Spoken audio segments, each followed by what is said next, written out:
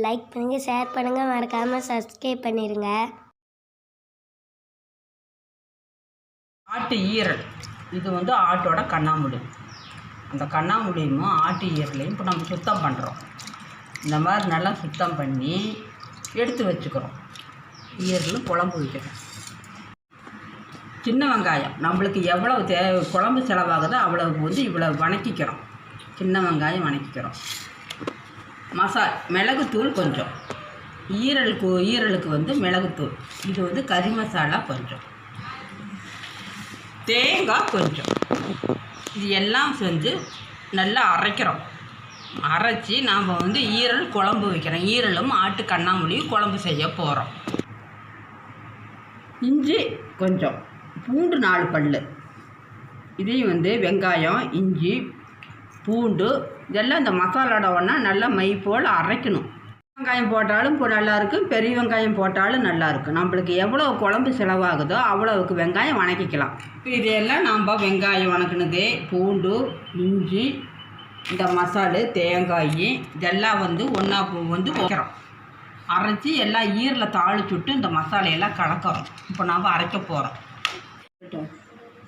ஈரல் மசாலாவுக்கு இந்த வெங்காயமே போதும், சின்ன வெங்காயமே கொஞ்சமாக அறுத்தா போதும். இப்போ நாம் ஈரலை தாளிச்சு விட்றோம். தேவையான அளவு எண்ணெய் ஊற்றி கடுகு போட்டிருக்கிறோம். கடுகு போட்டுட்டு வெங்காயம் போட்டிருக்கிறோம். வெங்காயம் போட்டது வெங்காயம் வணங்கினது ஈரலை போடுறோம். ஈரலை போட்டதுக்கு அப்புறம் தான் கண்ணாமூடி போடணும். ஏன்னா கண்ணாமூடி வந்து வெடிக்கும். இது வந்து கிளறி விடணும்.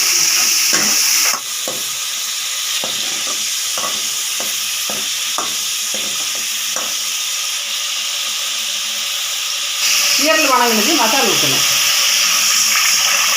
இந்த மாதிரி மசாலா ஊற்றணும். தண்ணி மிதக்க ஊற்றணும். மஞ்சத்தூள் கொஞ்சம் போடணும். உப்பு வந்து நம்ம அளவுக்கு நம்ம போடணும். தூள் கொஞ்சம் போடணும். உப்பு இவ்வளோ போடுறோம்.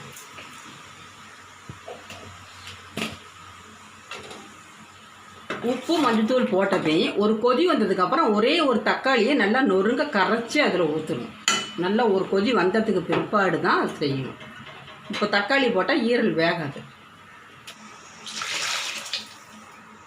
குழம்பு எவ்வளோ தேவைப்படுதோ அவ்வளோ நாம் வந்து மசாலுக்கு மேலே தண்ணி கொஞ்சம் ஊற்றிக்கலாம். ஈரலுக்கு மேலே கொஞ்சம் தண்ணி ஊற்றிக்கலாம். நல்லா கொதித்து கப்புன்னு மூடி வச்சிடும் கொஞ்சம் நேரம். தக்காளி இந்த மாதிரி கையிலேயே கரைச்சி ஈரல் குழம்புல ஊற்றணும்.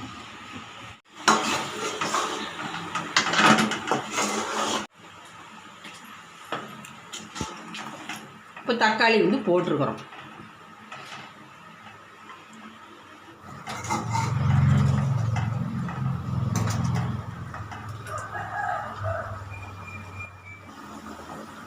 இப்போ நம்ம தக்காளி ஊற்றுனதையும் ஈரல் பார்க்குறோம். ஈரல் வந்து நல்லா வேகணும். குழந்தைக்கு சாப்பிட்றது நல்லா வெந்தால் தான் மாவு மாதிரி அவங்க சாப்பிட்றதுக்கு நல்லாயிருக்கும். நம்மளுக்கு எவ்வளோ குழம்பு தேவைப்படுதோ பெரட்டினாப்பில் வேணும்னாலும் எடுத்துக்கலாம், குழம்பா வேணும்னாலும் எடுத்துக்கலாம். இப்போ கொஞ்சம் நேரம் மூடி வைக்கிறோம்.